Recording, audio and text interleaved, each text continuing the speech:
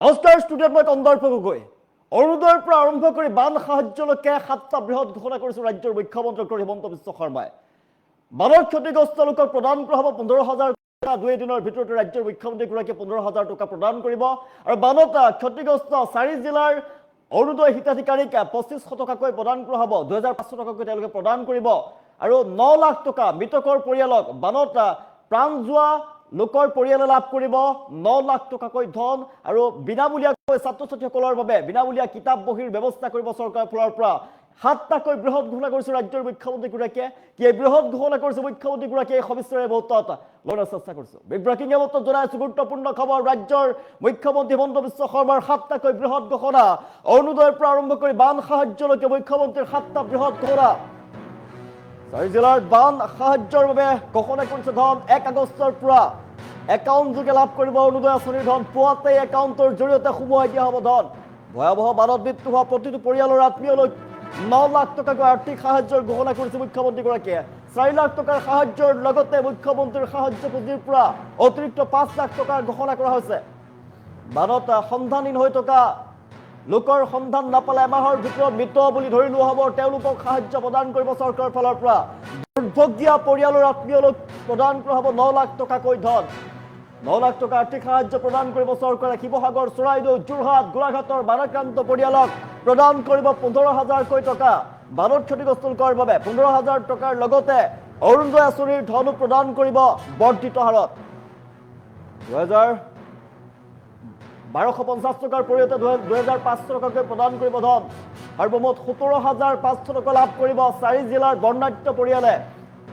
বানাক্ৰান্ত পৰিয়ালে লাভ কৰিব 17,500 টকাকৈ ধন। প্ৰাথমিকৰ পৰা 10ম শ্ৰেণীলৈ 4 জিলাৰ শিক্ষাৰ্থীক প্ৰদান কৰিব বিনামূলীয়া ইউনিফৰ্ম আৰু কিতাপ।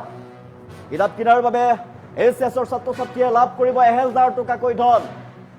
কিতাপ কিনাৰ বাবে ছাত্ৰ ছাত্ৰীসকলক ধন প্ৰদান কৰা হ'ব। স্নাতক ছাত্ৰ ছাত্ৰীক প্ৰদান কৰা হ'ব 3,000 টকাকৈ আৰ্থিকভাৱে। স্নাতকোত্তৰ শিক্ষাৰ্থীসকলে 5,000 টকাকৈ লাভ কৰিব। শিক্ষাৰ্থীসকলে কিতাপ কিনিবৰ বাবে লাভ কৰিব ধন। 5,000 টকা প্ৰদান কৰিব। মাৰ্কশ্বিট নোহোৱাসকলে ডুপ্লিকেট মাৰ্কশ্বিটৰ বাবে আবেদন কৰিব পাৰিব। আৰু ডুপ্লিকেট মাৰ্কশ্বিট এটকাও নোহোৱাকৈ চৰকাৰৰ ফালৰ পৰা প্ৰদান কৰা হ'ব। ফেচবুক লাইভ যোগে বৃহৎ ঘোষণা কৰিছে ৰাজ্যৰ মুখ্যমন্ত্ৰী ডক্টৰ হিমন্ত বিশ্ব শৰ্মাই।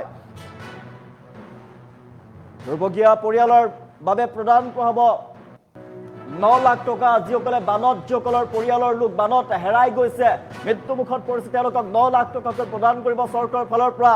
4 লাখ টকা প্ৰদান কৰা হ'ব ঘোষণা কৰা হৈছিলে।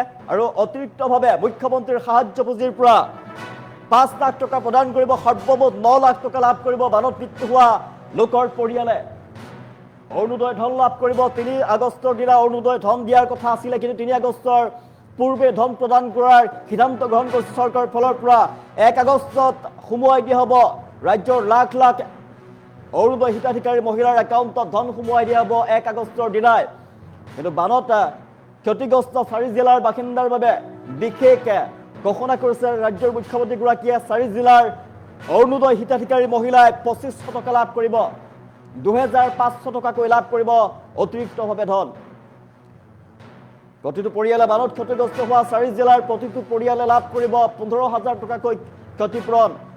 তৎক্ষণাত প্ৰদান কৰা হ'ব তাৎক্ষণিকভাৱে। 2 দিনৰ ভিতৰতে চৰকাৰৰ ফালৰ পৰা ধন সোমোৱাই দিয়া হ'ব। একাউণ্টৰ জৰিয়তে ধন লাভ কৰিব প্ৰতিটো পৰিয়ালে।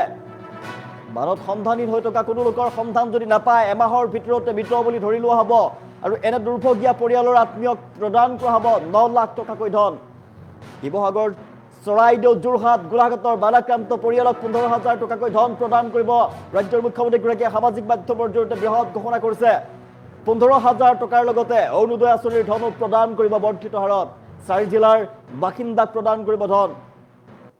1,250 টকাৰ পৰিৱৰ্তে 2,500 টকাকৈ প্ৰদান কৰিব। সৰ্বমুঠ 17,500 টকা লাভ কৰিব 4 জিলাৰ অৰুণোদয় হিতাধিকাৰীসকলে। কিতাপ কিনাৰ বাবে ছাত্ৰ ছাত্ৰীসকলক ধন প্ৰদান কৰা হ'ব। HSৰ ছাত্ৰ ছাত্ৰী, স্নাতকৰ ছাত্ৰ ছাত্ৰীক প্ৰদান কৰা হ'ব ধন। স্নাতকোত্তৰ শিক্ষাৰ্থীসকলক ধন প্ৰদান কৰিব চৰকাৰৰ ফালৰ পৰা। প্ৰত্যেককে ধন প্ৰদান কৰিব। মাৰ্কশ্বিট নোহোৱাসকলে ডুপ্লিকেট মাৰ্কশ্বিটৰ বাবে আবেদন কৰিব পাৰিব। এটকাও নোহোৱাকৈ চৰকাৰৰ ফালৰ পৰা ব্যৱস্থা কৰি দিয়া হ'ব, যাতে মাৰ্কশ্বিট তেওঁলোকে এটকা নোহোৱাকৈ লাভ কৰিব পাৰে। চিন্তাৰ কোনো কাৰণ নাই। সকলোবিলাক ব্যৱস্থা কৰিব চৰকাৰে। আৰু এই বানাক্ৰান্ত লোকৰ কাষত এই দুৰ্যোগৰ সময়ত ৰাজ্যৰ মুখ্যমন্ত্ৰীগৰাকীয়ে এটা কথা স্পষ্টভাৱে উল্লেখ কৰিছে, দুৰ্যোগৰ সময়ত সহায় কৰিব প্ৰতিটো ক্ষেত্ৰতেই, প্ৰতিটো সময়তে জনতাৰ কাষত থাকিব চৰকাৰখন। চৰকাৰে প্ৰতিটো ক্ষেত্ৰতে সহায় কৰিব, সকলো প্ৰকাৰে সহায় কৰিবলৈ চৰকাৰে আগ্ৰহী আৰু সকলো প্ৰকাৰে সহায় কৰাৰ প্ৰতিশ্ৰুতি প্ৰদান কৰিছে বানাক্ৰান্ত জনতাক। ইতিমধ্যে উজনিত যি 3 জিলাৰ যি নৰসংহাৰী ৰূপ দেখিবলৈ, বানৰ সংহাৰী যি ৰূপ দেখিবলৈ পোৱা গৈছে, তাতে বহুতো লোকৰ মৃত্যু হোৱাৰ আমি খবৰ লাভ কৰিলোঁ। 4 জিলাত বানে চুই গৈছে ইতিমধ্যে, 4খনকৈ জিলাত ভয়ংকৰ বানৰ কবলত 4খনকৈ জিলা বিশেষকৈ ক্ষতিগ্ৰস্ত হৈ পৰিছে। 3 জিলা শিৱসাগৰ, যোৰহাট সাংঘাতিক অৱস্থা, শিৱসাগৰ যোৰহাটত সাংঘাতিক অৱস্থা বিৰাজ কৰিলে, গোলাঘাটতো বান পৰিস্থিতি দেখিবলৈ পোৱা গ'ল। আৰু যি এই বানাক্ৰান্ত লোকৰ যি অৱস্থা, সেই অৱস্থা এতিয়া সাংঘাতিকভাৱে বেয়া হৈ পৰিছে। আৰু তৎকালীনভাৱে মানে বানত ক্ষতিগ্ৰস্ত লোকে সহায় লাভ কৰিব পাৰে, তৎকালীনভাৱে যি যাৱতীয় বস্তু আছে, অত্যাৱশ্যকীয় যি বস্তু আছে, সেই বস্তু যাতে কিনিব পাৰে তাৰ বাবে চৰকাৰৰ ফালৰ পৰা ব্যৱস্থা গ্ৰহণ কৰা হৈছে। আৰু 2 দিনৰ ভিতৰতে যিবিলাক লাগতিয়াল বস্তু 15,000 টকাকৈ আৰ্থিকভাৱে সহায় কৰাৰ কথা উল্লেখ কৰিছে মুখ্যমন্ত্ৰীগৰাকীয়ে। 2 দিনৰ ভিতৰতে প্ৰত্যেকৰ একাউণ্টত ধন সোমোৱাই দিয়া হ'ব, 15,000কৈ ধন প্ৰদান কৰিব চৰকাৰৰ ফালৰ পৰা। অৰুণোদয়ৰ পৰা আৰম্ভ কৰি বান সাহায্যলৈকে মুখ্যমন্ত্ৰী হিমন্ত বিশ্ব শৰ্মাই কেইবাটাও বৃহৎ ঘোষণা কৰিছে ৰাজ্যৰ বানাক্ৰান্ত লোকৰ বাবে। ভয়াৱহ বানত মৃত্যু হোৱা প্ৰতিটো পৰিয়ালৰ আত্মীয়লৈকে 9 লাখ টকা সাহায্য ঘোষণাৰ কথা উল্লেখ কৰিছে মুখ্যমন্ত্ৰীগৰাকীয়ে। ভয়াৱহ বানত মৃত্যু হোৱা প্ৰতিটো পৰিয়ালে 4 লাখ টকা পাব বুলি আগতে কোৱা হৈছিলে, আৰু অতিৰিক্তভাৱে 5 লাখ টকা প্ৰদান কৰা হ'ব মুখ্যমন্ত্ৰীৰ সাহায্য পুঁজিলৈ। পুঁজিত যি ধন আছে সেই ধনৰ সদ্ব্যৱহাৰ কৰিব মুখ্যমন্ত্ৰীগৰাকীয়ে কৈছে, সদ্ব্যৱহাৰ কৰা হ'ব। আৰু সেই ধন 5 লাখ টকাকৈ ধন প্ৰদান কৰা হ'ব। শিৱসাগৰ, চৰাইদেউ, যোৰহাট, গোলাঘাটৰ বানাক্ৰান্ত পৰিয়ালক 15,000 টকা প্ৰদান কৰা হ'ব। অৰুণোদয় আঁচনিৰ ধনো প্ৰদান কৰা হ'ব বৰ্ধিত হাৰত। 1,250 টকাৰ পৰিৱৰ্তে প্ৰতিটো পৰিয়ালক হিতাধিকাৰীয়ে লাভ কৰিব 2,500 টকাকৈ অৰুণোদয় হিতাধিকাৰীসকলক ধন প্ৰদান কৰা হ'ব। 4 জিলাৰ বানাক্ৰান্ত যি 4 জিলা আছে, 4 জিলাৰ মহিলাসকলে ধন লাভ কৰিব। ৰাজ্যৰ মুখ্যমন্ত্ৰীগৰাকীয়ে সামাজিক মাধ্যমৰ জৰিয়তে কি মন্তব্য কৰিছিলে, কি ঘোষণা কৰিছিল, 7টা বৃহৎ ঘোষণা এই মুহূৰ্তত মুখ্যমন্ত্ৰীৰ ঘোষণা আগবঢ়াইছো। আমি 3 আগষ্টৰ পৰা বিতৰণ কৰা কথা আছিল, ইয়াক এতিয়া আমি 1 আগষ্টৰ পৰা দিম। যোৱাবাৰ যেতিয়া মই ফেচবুক লাইভ কৰিছিলোঁ, বহুতে মোক কৈছিল যে মামা এইবাৰ অৰুণোদয় দিব নালাগে, অৰুণোদয়ৰ পুঁজিখিনি চৰাইদেউ আৰু শিৱসাগৰ জিলাত দিয়ক। আমি ইমান ডাঙৰ পদক্ষেপ ল'ব খোজা নাই, কিন্তু আমি এটা সিদ্ধান্ত লৈছোঁ যে চৰাইদেউ, শিৱসাগৰ, যোৰহাট আৰু গোলাঘাট জিলাৰ অৰুণোদয় হিতাধিকাৰীসকলক এইবাৰ আমি 2,500 টকা দিম। অৰ্থাৎ 15,000 টকা বানত আক্ৰান্ত, গুৰুতৰভাৱে আক্ৰান্ত পৰিয়ালে পালে। অতিৰিক্ত কৰি 1 আগষ্টৰ দিনা বানত আক্ৰান্ত হওক বা নহওক, কাৰণ প্ৰভাৱটো সকলোৰে হৈছে, কোনোবা প্ৰত্যক্ষ কোনোবা পৰোক্ষ, শিৱসাগৰ, যোৰহাট, চৰাইদেউ আৰু গোলাঘাট জিলাৰ প্ৰতিটো পৰিয়ালক আমি অৰুণোদয় 2,500 টকাকৈ আগবঢ়াম। অৰ্থাৎ 15,000 টকা আমি গুৰুতৰ আক্ৰান্তসকলক দিলোঁ, অতিৰিক্ত আৰু 2,500 টকা অৰুণোদয়ৰ পৰা পালে, 17,500 হ'ল। ইয়াৰ বাবে বাকী জিলাৰ অৰুণোদয় হিতাধিকাৰীসকলক অকণমান টকা এইবাৰ আমি কম কৰি দিম। মোৰ বিশ্বাস কোনেও তাৰ বাবে আমাক বেয়া নাপাব। বানত আক্ৰান্ত আৰু যাক সহায়ৰ প্ৰয়োজন আছে, বানত যি সিভিয়াৰলি আক্ৰান্ত হৈছে, অৰ্থাৎ বানে যাক সৰ্বশান্ত কৰিছে, তেনে আটাইবোৰ পৰিয়ালকে অহা 4-5 দিনৰ ভিতৰত আমি 15,000কৈ টকা তেওঁলোকৰ বেংক একাউণ্টত ট্ৰান্সফাৰ কৰিম। অৰ্থাৎ বানত গুৰুতৰভাৱে আক্ৰান্ত প্ৰতিগৰাকী পৰিয়ালে তৎকালীনভাৱে চৰকাৰৰ পৰা 15,000 টকা লাভ কৰিব।